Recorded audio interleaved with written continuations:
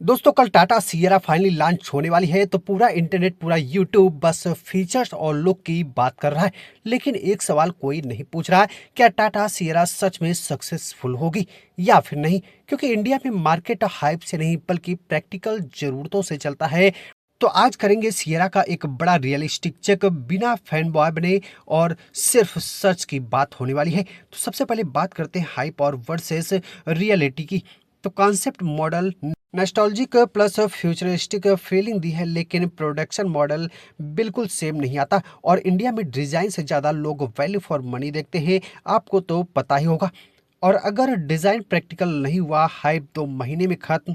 अब दूसरी सबसे इम्पोर्टेंट चीज की स्पेस, कंफर्ट और प्रैक्टिकली कितनी है। देखने में एसयूवी बड़ी लगेगी, लेकिन लोग पूछेंगे पीछे की सीट कंफर्टेबल है या नहीं, बूट कितना बड़ा है, डेली शहर में चलना आसान है या मुश्किल।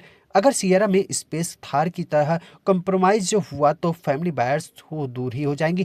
क्योंकि इंडिया में फैमिली एसयूवी सबसे ज्यादा बिकती है, शो ऑफ बनाने वाली नहीं।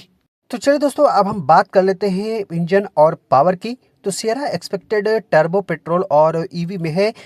इंजन तो पावरफुल है, लेकिन क्या हैवी बॉडी को स्मूथ पुल करेगा? एक बड़ा सवाल है। ईवी वर्जन में 450 से 500 किलोमीटर रेंज बोला जा रहा है, लेकिन क्या रियल वर्ल्ड में कभी भी पूरी रेंज नहीं मिलती?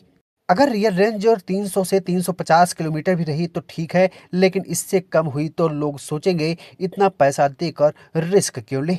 फाइनली दोस्तों, अब हम बात कर ही लेते हैं कि आखिर प्राइस क्या है, इसकी भी रियलिस्टिक चेक कर लेते हैं। एक्सपेक्टेड इसकी जो प्राइस है वो 13 लाख से 18 लाख हो सकती है। अब सोचो, इसी प्राइस में लोग Creta, Scorpio and Harrier, Thar सब देखते हैं।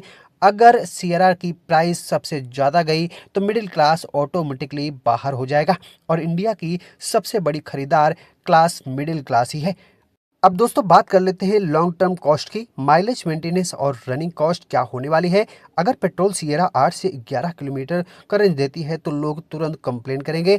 मेंटेनेंस ज़्यादा आया तो पार्ट्स से कॉस्टली हुए तो हाइप एकदम बैठ जाएगा। ईवी वेरिएंट में भी लोग पूछते हैं बैटरी कितने साल चलेगी, चार्जिंग में कितना टाइम लगेगा। चार्जिंग स्टेशन हर शहर में नहीं है, तो क्या डेली यूज पॉसिबल है?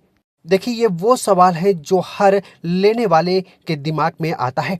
अब वही बात कर लेते हैं। ईवी की रियल रेंज 400 किलोमीटर के आसपास हो, मेंटेनेंस मैनेजेबल हो। और आपको बता दें, अगर टाटा ये बैलेंस कर देता है तो सिएरा इंडिया की अगली बड़ी एसयूवी बन सकती है। और अगर अपने आप को स्टेबल नहीं कर पाया तो हाइप लॉन्च के कुछ महीने में फेड हो जाएगा।